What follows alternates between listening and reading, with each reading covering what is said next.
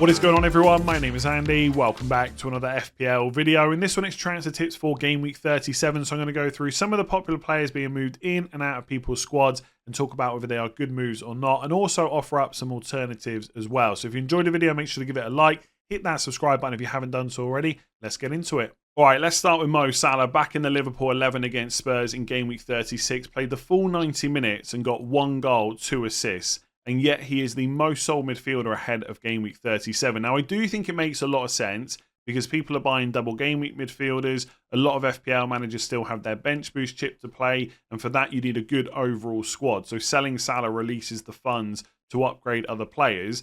And if I was in that position or I was on free hit this week, I would sell Mo Salah too. So I think it's fine to get rid of him. It made more sense to keep him last week than it does in game week 37. And I prefer most double game week midfielders this week. So the obvious ones like Palmer, Son, Foden, De Bruyne, Fernandes if he's fit, but even like a Richarlison, a Madueke punt, Pascal Gross for Brighton, I'd prefer them all for game week 37. Then you can decide what to do in game week 38. Bearing in mind, if the title goes down to the last day and you know that players like Haaland are starting against West Ham at home, he's a perfectly good captain where you don't necessarily need Salah. So I think it's okay for most people to get rid of him.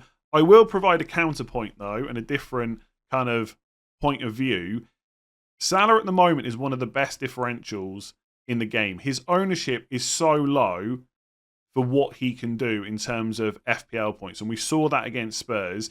And I would say he's the best midfielder to own in game week 38. There's other good options. Havertz, Saka, even Luis Diaz at Liverpool as well. I've got good fixtures on the final day. But if there was one midfielder I could own, it would be Salah. And if you're looking for a big differential captain in game week 38, I think he is the one. Now, does that mean you should keep hold of him? Not necessarily. But if you're in a position where you don't have a bench boost to play and you're happy with the 9, 10, 11 double game weekers you can put out this week, and then one of your other players is Salah, if he could get close to some of those double game week midfielders in 37, when you then combine that with 38 as well, he could be a really decent option to keep hold of, especially if you're someone that is looking to climb up that mini league or go up in the overall ranks, and you really need someone who can not only deliver but also has super low ownership. I think Salah is the one. And obviously, people might just not own him for 37 and look to bring him in game week 38. But I don't think a lot of people are going to be in the position where they can do that very easily, and it might then start taking hits. Like, I'm thinking about potential ways to set it up, but it would involve a downgrade this week and then a downgrade of someone like Isak in game week 38. And I don't think many people are going to want to do that, especially if Isak smashes it in game week 37. So Salah's ownership will definitely go up in 38, but not to a point where he's like 80, 90, or even close to 100% owned. So I do like him as a massive differential, but I'm not going to sit here and pretend I think he's better than most of those double game weekers for this week. But as a combination of 37, 38, especially when you maybe factor in a differential captaincy in the final game week, there could be a case to keep hold of him for some people. But for the majority of you, yeah, if you've got him, you'd probably sell him. All right, let's talk about Richarlison next. Much cheaper than Salah at just 6.8 million, but could be just as good a differential for the final 2 game weeks. And it's almost at the point now where I'm just looking for an excuse to bring him into my FPL team. And that excuse might be Bruno Fernandes. He wasn't in the squad for Man United last night against Crystal Palace. I know a lot of people are going to ask me whether he's available for game week 37. Honest answer is we just don't know yet. There were no questions to Ten Hag before or after the game about whether Fernandes would be available, but we will have a press conference on Friday for an update. And if Fernandes is a doubt going into 37, then Richarlison's one of the top targets that I'd be looking to bring in. And there's a few reasons for that.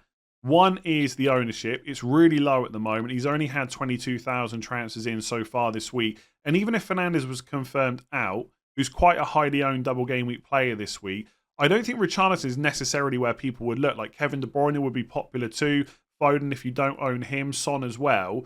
So Richarlison's ownership's not going to skyrocket to a point where everybody owns him. The underlying stats are good. 0.57 non-penalty expected goals per 90, 0.09 expected assists. The fixtures are decent too. It's Burnley at home in game week 37, one of the best fixtures you're going to get. And obviously they have the double with Man City at home as well. Now, Man City's going to be a tough game, but I think at home, we know Spurs are going to go for it. They will get some chances. And I just see that as a bonus before getting to play the worst team in the league, which is Sheffield United away in game week 38. They've already shipped 100 goals this season, and Spurs are fully capable of increasing that tally even more. And there's a lot of discussion about Spurs' form at the moment, right? They've lost 4 games in a row: Newcastle away, Arsenal at home, Chelsea away, and Liverpool away. Haven't looked the same team as they did earlier on in the season, but I have a suspicion that their form will look a lot better after they've played Burnley at home and Sheffield United away. They might not do well against City, but I think they will against Burnley and Sheffield United. And so there's a lot of reasons to like Richarlison. The one concern I have, and this is why I'm not sure about buying him if Fernandes is fully fit, are his minutes. Because he's not long back from injury. He played 26 minutes against Arsenal in the first game of game week 35 and was only able to play 62 minutes against Chelsea. And then obviously it's another quick turnaround to the Liverpool game, and he gets benched and only plays 29 minutes.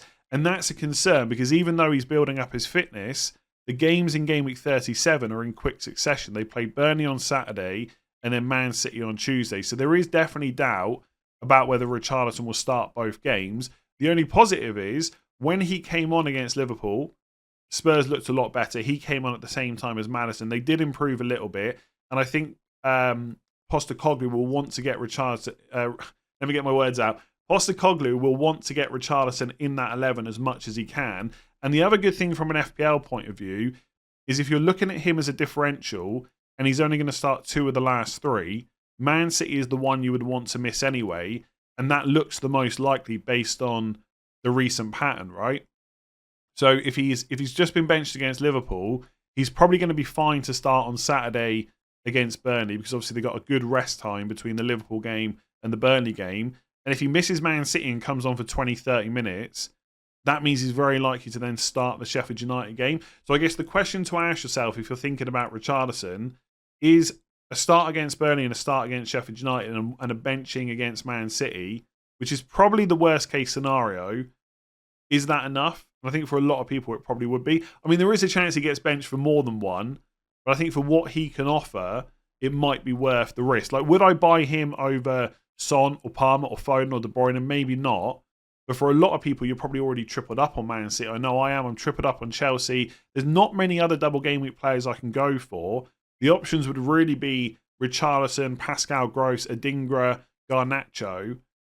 And there's not too many inspiring picks there. And I just think if Richarlison can get that Burnley and Sheffield United game, then I really like him. A lot of it will depend on who you're looking to sell. You might have solid double game week picks already, in which case there's no point going to Richarlison. You might already be tripled up on Spurs. He's probably not worth hits to start removing Spurs players. But for anyone that's got a free slot, and if Fernandes, for example, is an issue, then I see myself just buying Richarlison. I just think he's a huge differential, and you just hope in a double game week that he absolutely goes mad while he's low owned, like we saw in game week 34, for example, for other players with a double. So I really like him. I don't think he's the perfect pick. I think there's doubts about his fitness a little bit and the minutes and stuff like that. I wouldn't sell any kind of guaranteed starters, but if we've got some doubts and the other options you're looking at are like Madueke, Gross, Garnacho I've just mentioned, I think Richarlison starts to look like maybe the best of those options. All right, let's talk about Gvardiol next. No defender has had more transfers in this week than he has, just over 170,000.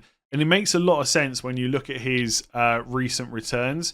So although Man City conceded against Wolves, he picked up a 6-pointer because he got the assist for the penalty. Against Forest, it was a 15-pointer. Brighton was 6 as well. And then Luton was a 12-pointer. So in the last 4 game weeks, he's had 2 goals, 2 assists, and he just looks incredible at the moment. And I think it's pretty easy to say, if you want a Man City defender, he is the one to go for. Before anyone asks me, is he guaranteed to start the last 3 matches? I would say no. He's a Man City player after all. But this is as good a time as any for it to happen where he does play all 3 games, because he's in Man City's best 11 at the moment. He's playing really well, and obviously they're going for the title. There are scenarios where the title could be won before game week 38, but it involves, I think, Man City losing both games, or Arsenal getting a draw or a loss against Man United, and then Man City winning twice. And I just think it's so unlikely because of the amount of injuries that Man United have, and also just how good Arsenal are in comparison. Like, it's at Old Trafford, so you never know, but the chances are so slim. I wouldn't let that affect my decision. So if you want Gvardiol, go ahead and bring him in.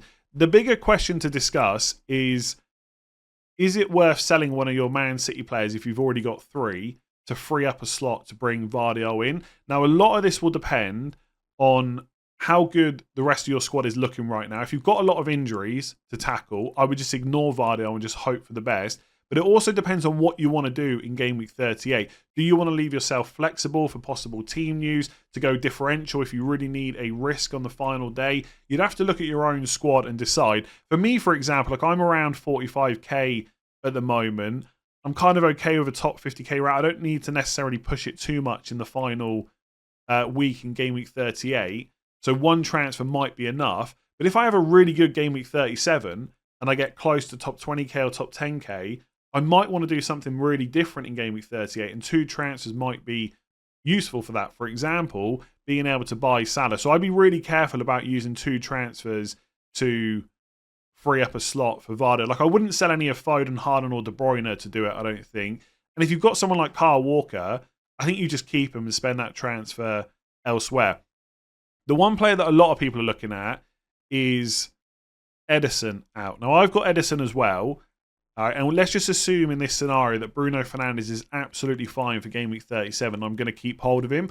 One move that I could make is Saliba to Romero with one of my 2 free transfers, and then just take 2 transfers in to game week 38. So essentially, I would have Man City and Spurs defensive cover, right, for any clean sheets that they get, assuming that Ederson plays the same amount of games as Gvardiol does, which I think most people would assume he will. So the only thing you're getting in addition for Gvardiol is potential bonus and attacking returns. And as great as he's been, I'm not sure he's going to keep up an attack and return every game like he has done the last 4. So I think I'd kind of be okay with covering the clean sheets that way. Or I could sell Ederson for Vicario, and instead of doing Saliba to Romero, I would do Saliba to Gvardiol instead. So I'd still have Man City and Spurs defensive cover, but it'd be in the form of Vicario and Gvardiol instead of Ederson and Romero. Now, I think if I was wildcarding this week, I would definitely prefer the Vicario and Gvardiol combination, but it does use an extra transfer, and it means I'm going into game week 38 with just 1. Is there enough points in that to warrant using the extra transfer? I think it's really close, and I think I'd probably lean more towards not doing it. Just keeping Ederson and hoping for the best. Acknowledging that Gvardiol and Vicario is the better combination, but also acknowledging that anything can happen over just a couple of game weeks, right? You only need a few things to go your way, and suddenly things look a lot better. So I guess the long and the short of it is, I'm not fully convinced it's worth 2 transfers just to get Gvardiol in. Is he really become that essential?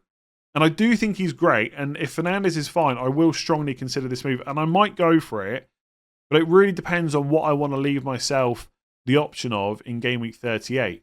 Because if we just look at this team, and then I've only got 1 transfer, well, it's probably just Fernandes to Saka. And then I just bench one of Gordon, Isak, or Jackson on the final day.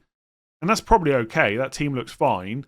But it's not that interesting for the last game week. So, yeah, I think it's one of those where if someone said to me, I'm going to free up a slot and use 2 transfers to bring Gvardiol in, I wouldn't massively argue against it. But I just don't see the massive need to do it for De Bruyne, Foden, or Haaland.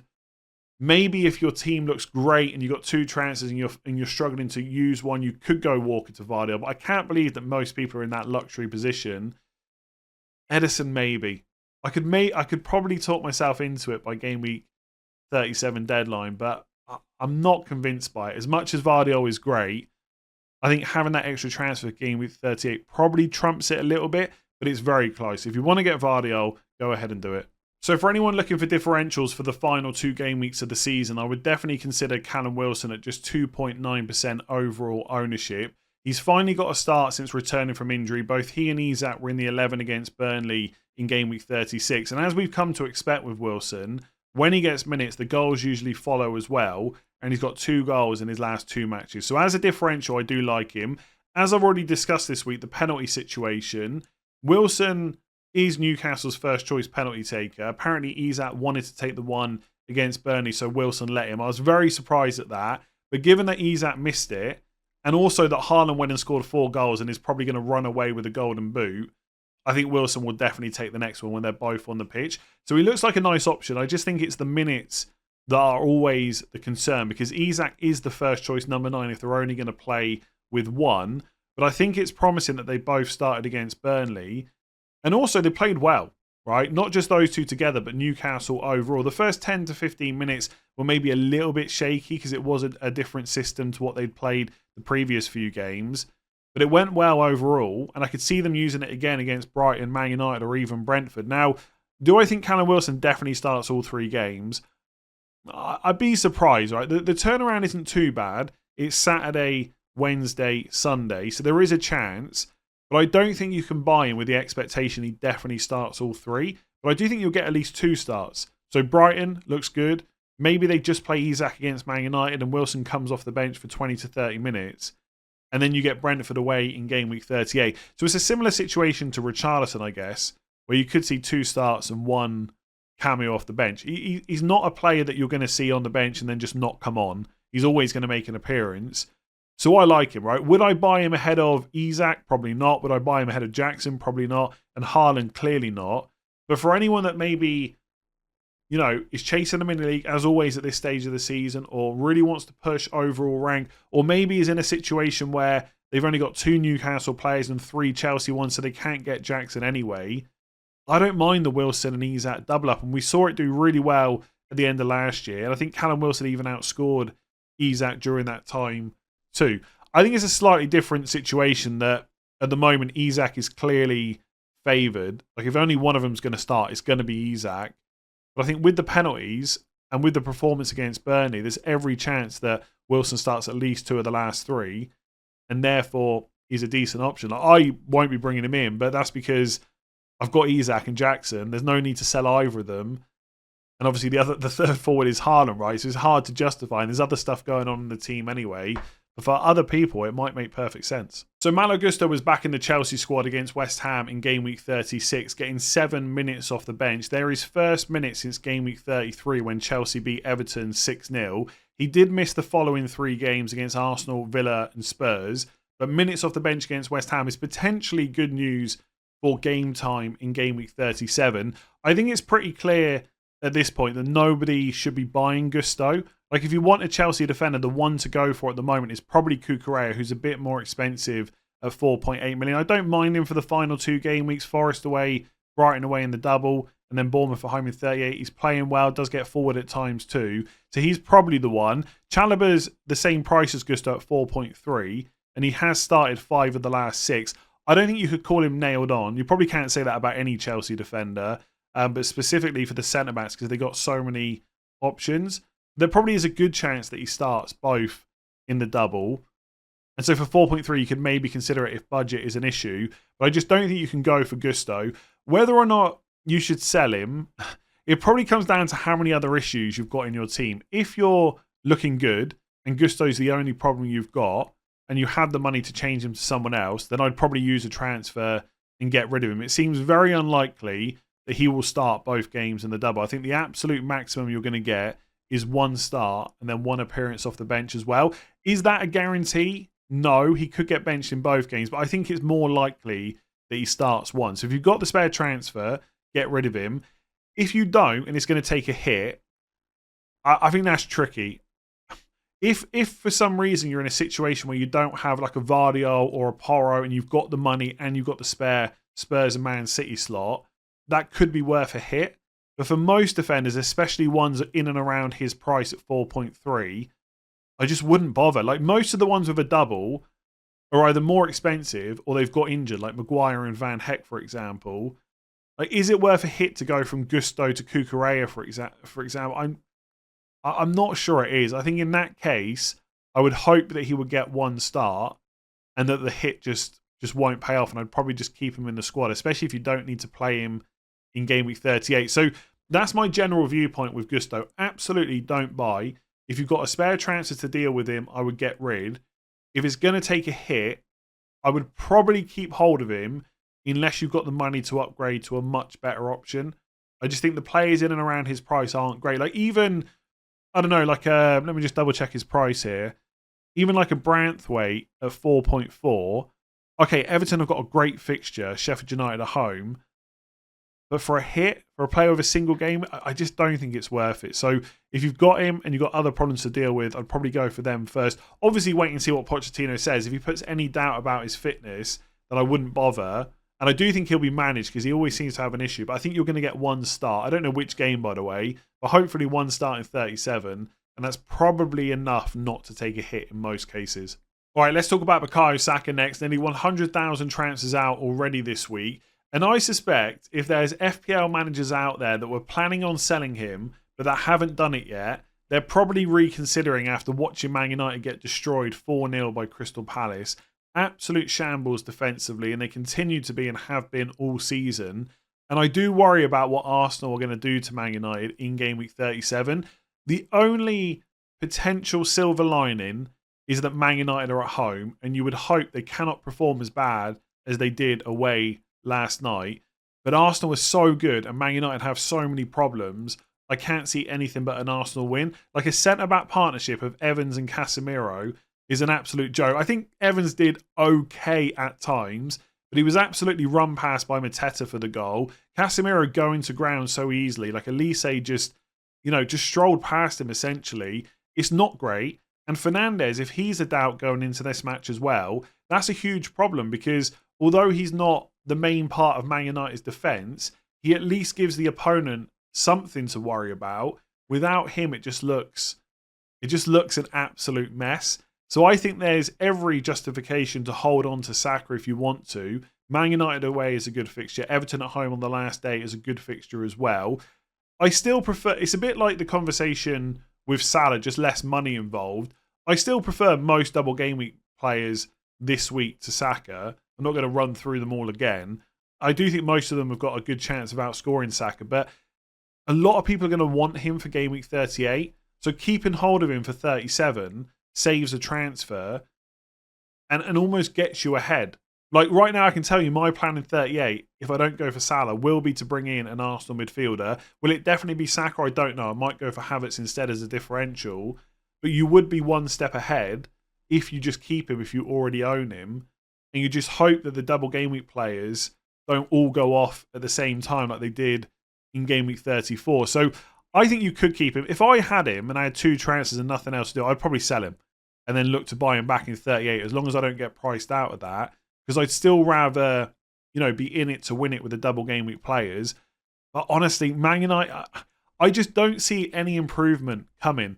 Like I know sometimes fans are pessimistic and they're not as bad as maybe they make it sound, but Man United are that bad. Like they are bottom 5 in terms of defences for the whole season. And the amount of injuries, unless there's a bunch of players back this week, I just don't see how Arsenal lose that game.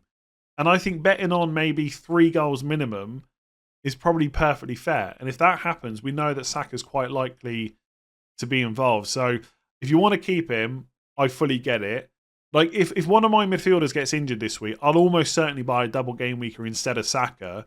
But you could make a case to just buy him instead, ready for game week 38. So if you're a Saka owner, let me know if you're going to sell him. And let me know if you changed your mind after watching the game last night, because it was absolutely terrible once again. If you enjoyed that video, make sure to give it a like, hit that subscribe button, rate 5 stars if you're listening on podcast, and I'll be back tomorrow for the game week preview.